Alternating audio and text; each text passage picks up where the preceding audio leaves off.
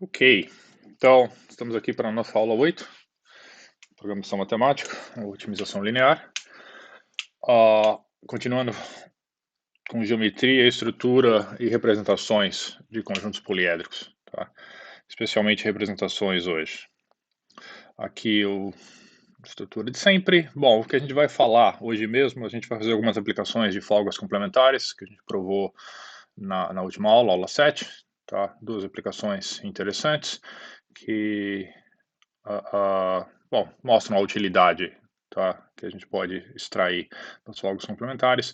E depois a gente vai falar um pouco, finalmente, sobre representações de cônes e poliedros, tá? Os clássicos teoremas de Minkowski e Weyl. Ok.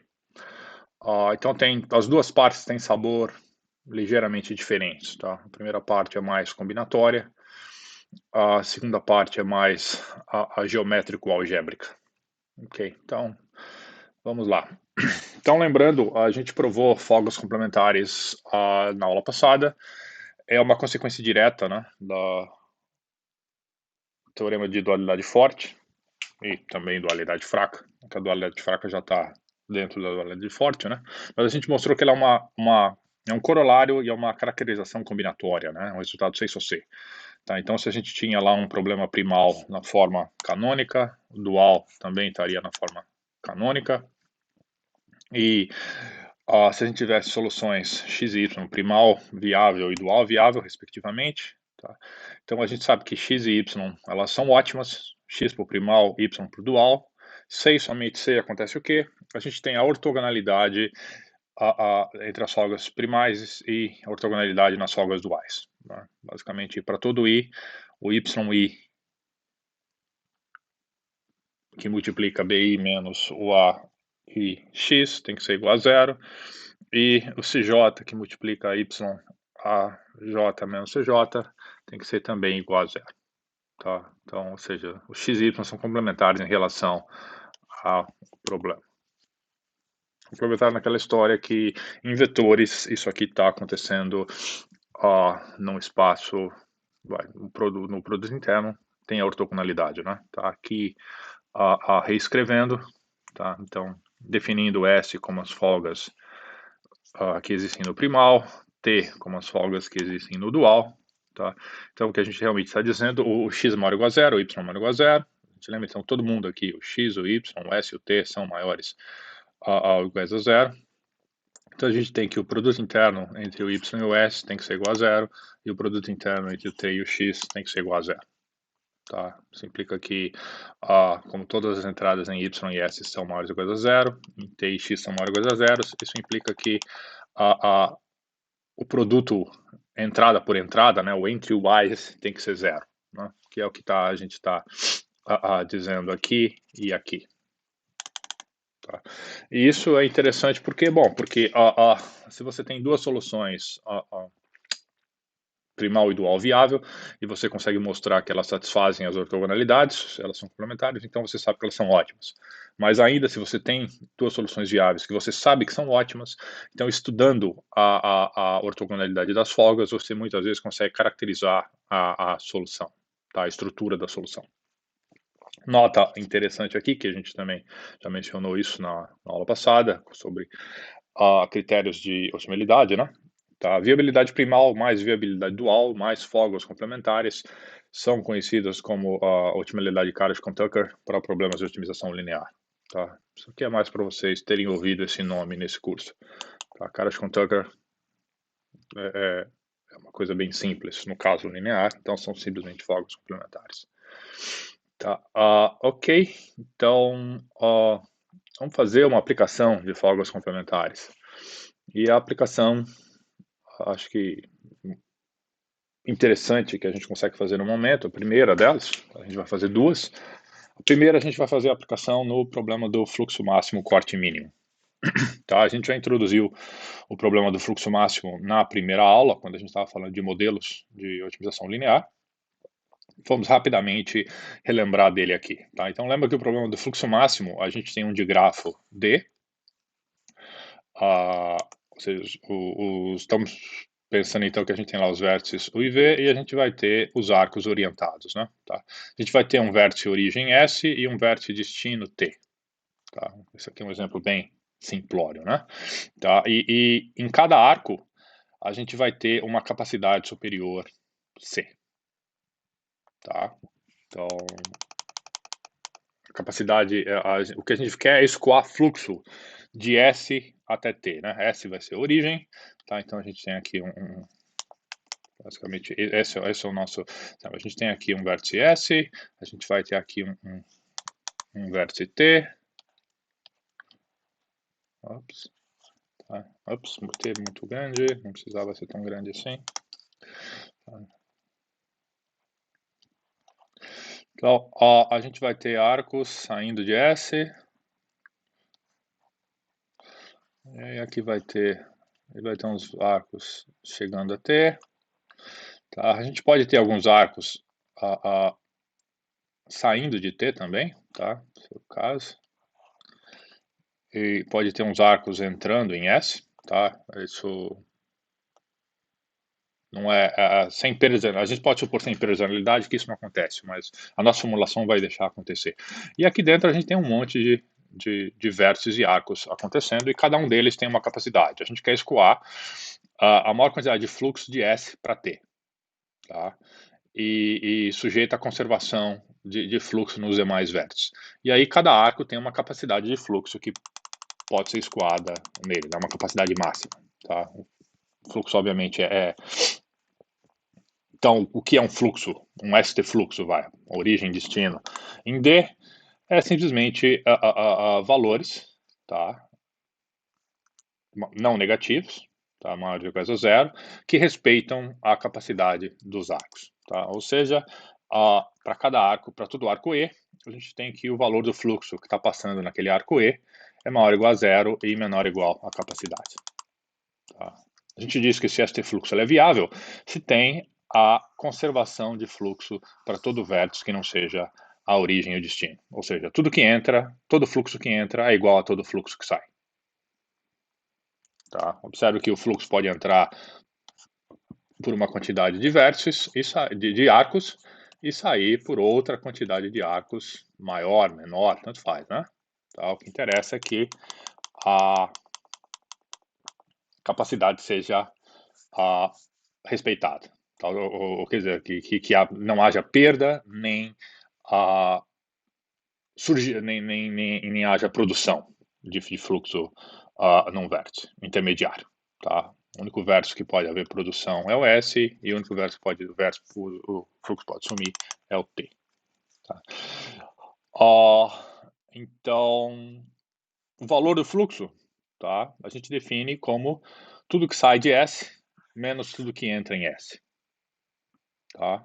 Então, detalhe, a gente pode supor sem perda de generalidade que nada entra em S, tá? Porque a gente pode colocar um vértice artificial, tá? E renomear o S para um S', e a mesma coisa com T, tá? Não é difícil mostrar, a gente não vai fazer isso aqui, tá? Que o valor em X, o valor em S, tá? O que entra em S, quer dizer, o que sai de S é a mesma coisa que entra em T. Tá? Por quê? Porque tem as leis de Kirchhoff, que é a conservação do fluxo em todos os demais vértices do grafo. Tá? Isso fica como exercício para fazer, é uma coisa extremamente simples, a gente não precisa dele aqui agora. Tá? Então, como a gente já viu, a gente pode determinar um ST fluxo viável, tá? De valor máximo, resolvendo esse PL aqui, tá? Esse programa linear.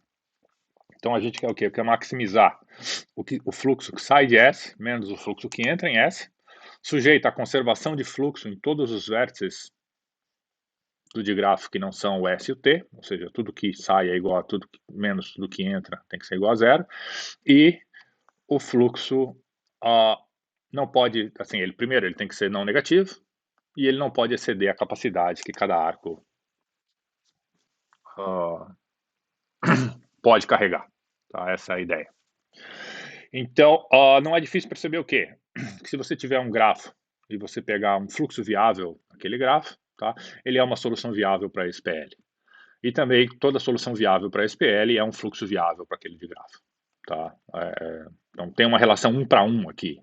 tá? Então é fácil ver que uma solução viável máxima aqui vai ser uma solução ótima para o fluxo no digrafo, e um fluxo ótimo no digrafo vai ser uma solução ótima para esse PL, tá?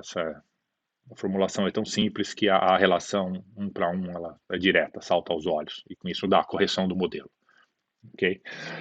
Bom, tendo o PL, o que a gente faz? Bom, a gente podia colocar isso aqui num solver e resolver, né? Tá? Só que a gente vai extrair um pouco mais de informação dele, tá? Por exemplo, resolvendo esse problema, a gente consegue achar o fluxo máximo. Mas tem alguma caracterização que a gente consegue obter, tá? Tipo, quem seria um limitante superior aqui no problema do fluxo máximo, tá? Certamente esse PL tem um dual, tá? Quem é esse dual e o que esse dual representa? Tá? E a gente vai então obter uma igualdade minimática, um max-min aqui, né? Nesse caso, tá? Que o valor de um fluxo máximo é igual ao valor de um corte mínimo, tá? Célebre a desigualdade de um problema de otimização em grafos, né? Tá? Que a gente vai provar, a gente vai deduzir usando dualidade em otimização linear. Tá? Provavelmente no curso de grafos vocês já provaram isso de forma totalmente combinatória, via caminhos de aumento. Tá? E aquele resultado que eu falei, que tudo que está saindo de S, no fundo, está entrando em T. Tá? E bom, então, vamos lá, vamos definir a história, vamos definir um corte, relembrar, na verdade, o que é um corte, né? Tá? Vocês já devem ter visto isso em algum lugar. Então, nós vamos lidar apenas com ST cortes, tá? Que são o quê? São conjuntos de... Pega um conjunto de vértices, tá? Que o S está dentro, mas o V está fora. Tá? Então, basicamente, a gente tem lá uma situação desse tipo. Tem o S aqui, tem o T lá, e aqui vai ser o nosso conjunto S. Ups. Tá? Então, o T está fora. Então, um corte é o quê? Cortes são conjuntos de arcos, né? Eles são induzidos por conjuntos de vértices, tá? Então, como o grafo é orientado, a gente tem dois tipos de corte aqui. Tem o corte de saída, tá? E o corte de entrada. Tá? O corte de saída, considera aqui por delta mais, tá? O del mais, né? São o quê? São todos os arcos que tem uma ponta em S e a outra ponta fora de S. Tá? E os arcos de entrada são todos aqueles que tem um papel contrário. Tem uma ponta, tem a origem fora de S e o destino, a chegada dentro de S. Tá? Então, é isso que está escrito aqui, né? Esses são os que saem e esses são os que entram em S. Tá? Aqui tem o S, e aqui tem o T, digamos assim, que é o S, é o V menos S. Tá? Então, o del mais de S é o corte de saída, o del menos é o corte de entrada. Tá? O que a gente tem nessa estrutura? Se a gente remover os arcos que estão em del mais de S, a gente elimina todos os PQ caminhos orientados, tá? De grafo D, que tem P em S e Q em V menos S. Tá? Então, se a gente remover todos os... Se for aqui o S, esse for o nosso conjunto S grande. Tá? E aqui, basicamente, é o conjunto T grande, que é o complementar. Aí a gente tem lá uns arcos de saída, de S para T. Se a gente remover todos esses arcos, nenhum caminho mais orientado vai conseguir vir de um vértice em S a um vértice em T. Tá? Se a gente remover o del menos, é o contrário, né? Aí a gente está removendo os arcos que saem de T e entram em S. Tá? Se a gente remover a união deles, obviamente a gente desconecta o digrafo. Tá? Fica com duas partes totalmente separadas, né? Tá? Então é isso que os arcos estão fazendo. Bom, um exemplo aqui. Tá? Aqui o grafo está não orientado, mas a gente podia orientar sem problemas. Tá? Aqui pensando em... Vou dar um exemplo de saída e um exemplo de entrada. Vai. Tá? Então tem aqui esse... Do lado aqui seria o del mais de S. Tá? Esse aqui seria o del... E na verdade os dois estão iguais. Então deixa eu fazer o contrário. Ops, não faz assim. Tá? Faz assim. Isso. Então isso aqui seria o del mais de S. E esse aqui seria o del menos de S. Tá? Onde S é esse pedaço aqui, nesse caso. E é esse pedaço aqui, né? Nesse caso. Ops.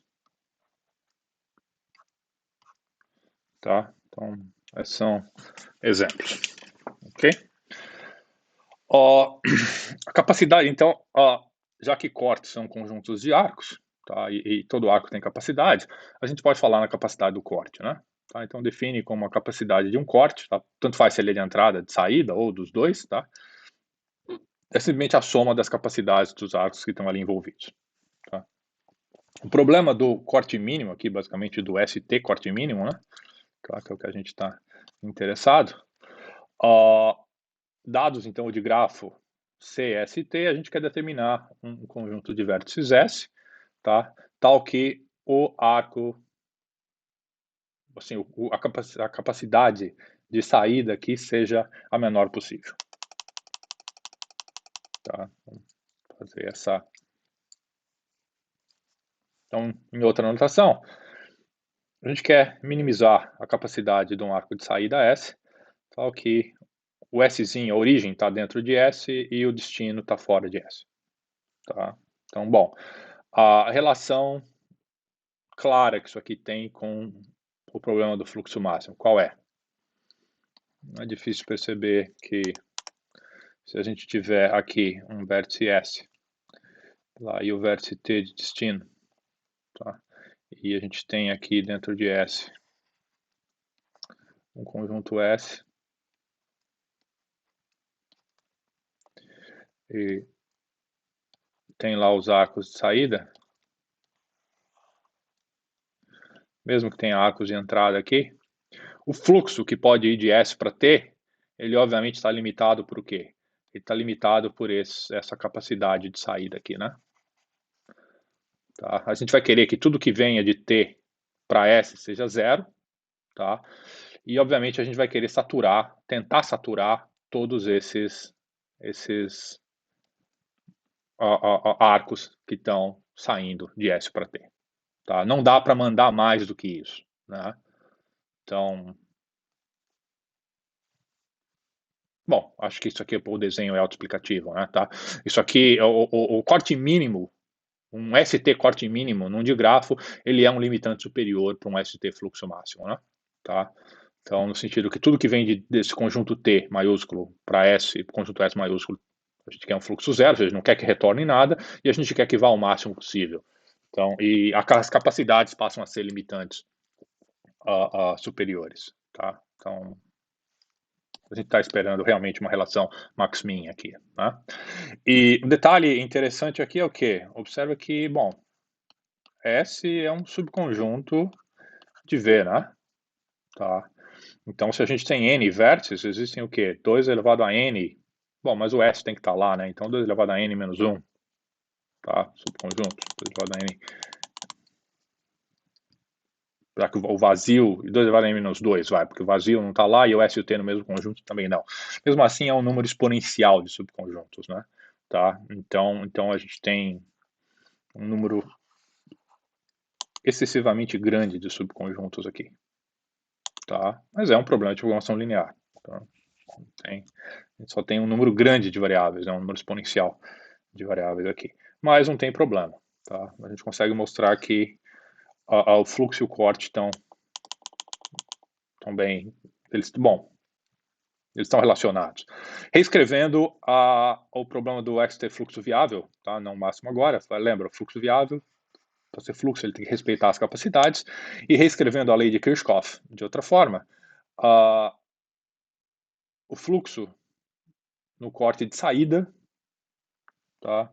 Para um vértice U aqui, tem que ser igual ao corte, o fluxo do corte de entrada para um vértice U aqui, tá? Só que isso aqui só para um U. Aqui, obviamente, tem que valer para todos os S. Mas a verdade é que valendo para todo U, que não seja o S e o T, já é suficiente, tá? Para o caso do fluxo. Ok, então, o que é imediato?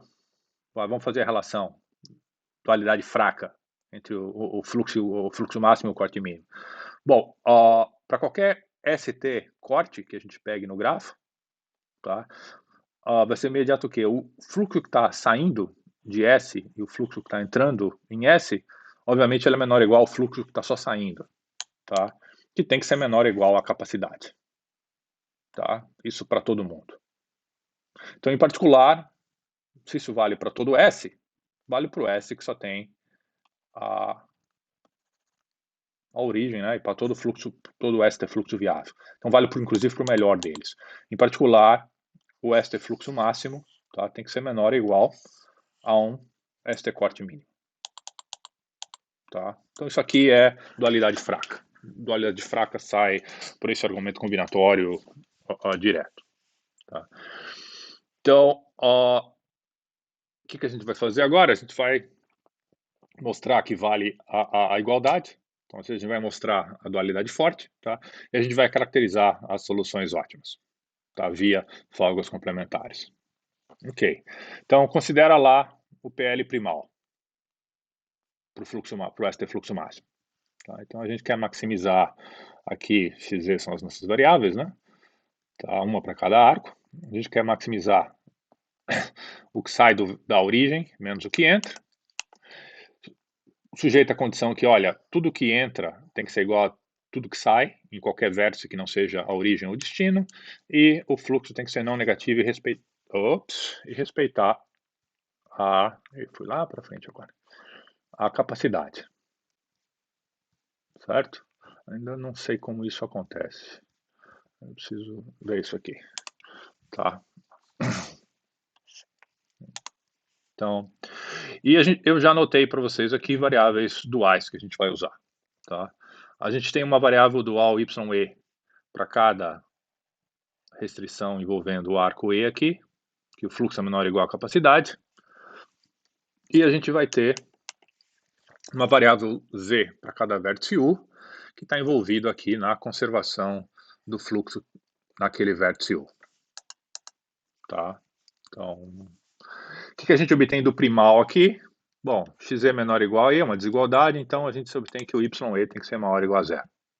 Tá? A gente tem igualdade aqui na conservação do fluxo para todo ZU, então ZU é livre de sinal. Tá? Então, estamos simplesmente aplicando aqui a receita para construir o dual. Tá? Então, de acordo com o procedimento, vale a pena, então você multiplica aqui e faz a substituição aqui em cima, né? Bom, tem lá a regra que a gente já usou algumas vezes, vale a pena fazer isso aqui como exercício, tá? Então, o que a gente vai ter é que a gente quer minimizar YE ZU, tá? Do que? Da soma de CE, YE, ou seja, a nossa função objetiva aqui agora é baseada na capacidade vezes a variável dual YE, tal que o ZV menos ZU mais o YE tem que ser maior ou igual a zero, isso para todo E. Tá? Sai daqui, né? Lembra, aqui para todo U, a gente vai ter arestas entrando aqui em U, quer dizer, saindo aqui de U, né? E a gente vai ter arestas aqui entrando em U. Tá? Uma aresta E, uma aresta E. Então a gente tem o ZU e o ZV envolvidos, tá? Para o arco, no caso são arcos, né? O V, e a gente tem a variável YE relacionada com o fluxo aqui, tá? Para o vértice S e para o vértice T, especificamente, acontece o quê? A gente tem que, bom, o S está aqui na função objetivo, né? Então o ZS vai ter que ser 1. O T, que é o destino, não aparece em lugar nenhum, né? Então ele vai ter que ser 0. Tá? E a gente sabe que o YE é maior ou igual a 0. Tá? Então isso aqui é um dual, tá? Equivalente a esse primal. Tá? Se esse aqui é o primal, esse aqui é o dual. Tá?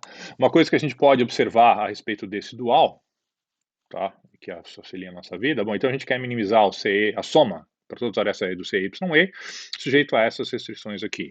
Tá? O ZS aqui é igual a 1, o ZT é igual a 0, tá? Vai ter que acontecer. Então isso aqui, no fundo, um pequeno relaxamento que facilita a nossa vida, no mínimo, essa restrição aqui é equivalente a dizer que o ZS menos o ZT, que ela tem que ser igual a 1. Tá? Lembra, a gente está minimizando, então YE vai abaixar, controlar isso aqui, ZV, ZT, se a gente tiver um caminho de S até T, passando por vértices U's e V's, tá? A gente simplesmente propaga de S para T esse 1 vai sendo propagado até um certo ponto que ele vira 0, né? Tá? Então, a diferença pode ser igual a 1. Tá? Isso simplesmente, por que a gente está fazendo isso? Porque transforma essa desigualdade numa forma parecida com a de cima. Tá? Fácil verificar isso. E com isso, o que acontece? É bem isso, né, que a gente tinha. Partindo de S, então a gente vai propagando uns, até que em algum momento vai ter que chegar em T com zeros. Tá? Então, em algum lugar aqui vai ter uma diferença entre os EUs, que são, bom, eles são livres de sinais, tá? Mas eles vão mudar de 1 para 0. Tá? Aqui vai ter 0, desse lado vai ter 1. E é isso que a gente utiliza. Tá. Teorema da dualidade, então, implica o quê? Que o máximo é igual ao mínimo. Tá? E a gente vai mostrar realmente que isso acontece, que o valor, o mínimo do dual é igual à capacidade máxima de um ST-quart. Então pega as soluções ótimas para o x, o y e o z. Primal para o primal e para o dual. Tá? Define o quê? Define como S todos os vértices U tais que tem o ZU ótimo maior ou igual a 1. Tá? Vai ter uma diferença lá dentro. Tá? Define eles como maiores ou iguais a 1. Tá? Claramente o Szinho, a origem vai estar em S e o T vai estar não em S. Tá? A gente quer minimizar aqui, né? Tá? Quer baixar esse valor aqui para 0. Então isso aqui tem que ser igual a 1. Legal. Ok. Então, pega todo o arco E, o V, não, vai, desculpa. Pega aqui, define o S como se fosse esse conjunto. Tá? São todos os conjuntos tais que o potencial, tá? Em U, vamos chamar de ZU, aqui ele é maior ou igual a 1. Vamos olhar agora para o que acontece com as arestas Z. Tá? Se a gente tem com os arcos, se a gente tem um arco UV que pertence ao delta mais, ou seja, o arco está saindo de UV, então o que acontece? A gente tem que o Z estrela V menos o Z estrela U, mais o YE estrela, ele é o quê? Ele certamente é maior ou igual. Lembra, o Y estrela é maior ou igual a 0. Tá? A gente sai daqui. Esse é um arco que a gente tem. Então ele é maior ou igual ao ZV estrela menos o ZU estrela. Tá? E isso é maior do que 0. Tá? Por quê? Bom, porque pela definição, né? Tá? A gente pegou o S como se for com todos os U's que fossem maiores ou iguais a 1. Tá? O V não está lá, por quê? Porque ele não é. Tá? Então tem uma diferença entre o V e o U, tá? E essa diferença, obviamente, ela é maior do que 0. Senão eles seriam iguais. Né? Então, por folgas complementares, o que tem que acontecer? Então, lembra aqui de novo. Tá? Essa aqui, a gente colocou as variáveis lá, né? O YE e o ZE. Bom, a gente transformou essa restrição em algo parecido com essa aqui, né? Para o ST. Bom, então, obviamente, a gente tem aqui que o XE está relacionado a essa folga aqui, né? Tá? Isso aqui é a variável no primal equivalente a essas desigualdades. Tá? Então, conjunto lá de variável primal e a folga dual. Né? Então, como a folga dual ela é estritamente positiva, a gente tem que a variável primal tem que ser exatamente igual ao C. Tá? A folga primal tem que ser 0 aqui. Tá? Por outro lado, se o arco, o V, ele está em delta menos, ou seja, ele está entrando em S, tá? O que a gente sabe a respeito da entrada dele em S? Então ele está entrando agora em S, tá? Vindo de T. Então significa que o U está aqui e o V está aqui. É isso, né? Isso. A gente sabe o quê? A gente sabe que o V aqui tem um Z maior do que o U aqui, por exemplo, né? Tá? Então, passando essa brincadeira aqui lá para o outro lado, a gente tem o quê? A gente tem que o YE é maior ou igual ao ZU menos o ZV. E de novo, tá? O ZU e o ZV eles não estão no mesmo conjunto, então isso tem que ser maior que zero. Tá? Então, por folgas complementares, a gente vai saber o quê? A gente vai saber que o XE tem que ser zero. Tá? Por quê? Porque esses caras não são. Tá?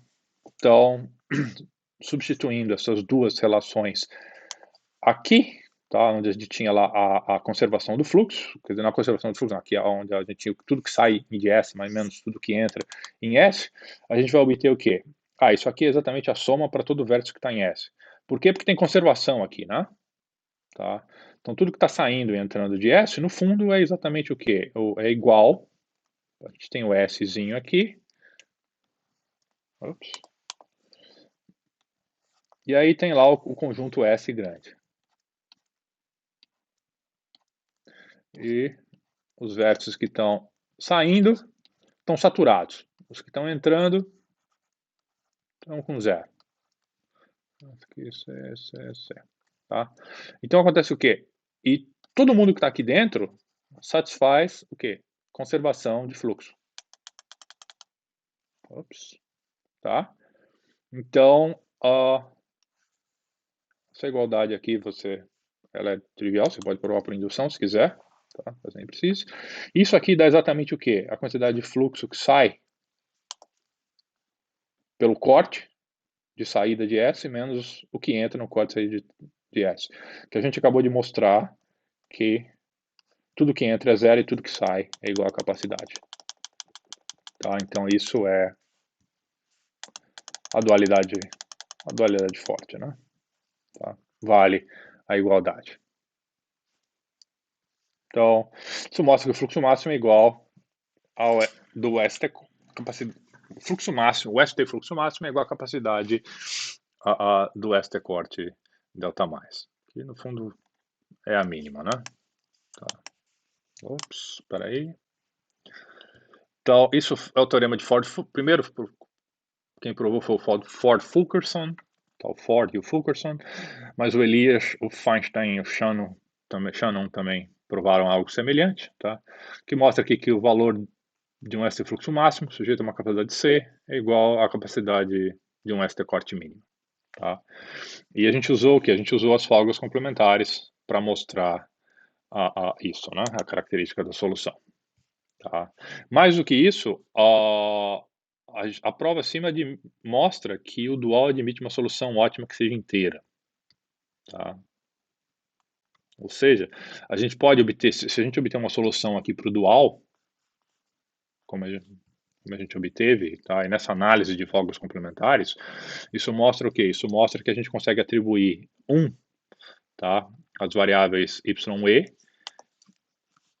duais, digamos assim, define uma ye barra, tal que se o arco E está no corte de saída, zero em caso contrário, e a gente pode atribuir aos vértices que estão no conjunto S, indutor do corte, e zero em caso contrário.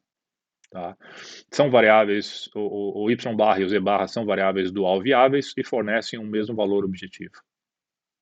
Tá? Então elas são ótimas. Além disso, se a gente usar se as capacidades forem inteiras, a solução primal, o valor do fluxo primal também admite uma solução inteira. Tá? Mas isso a gente vai falar um pouco mais para frente, fica como exercício por enquanto. Tá? O que a gente queria era mostrar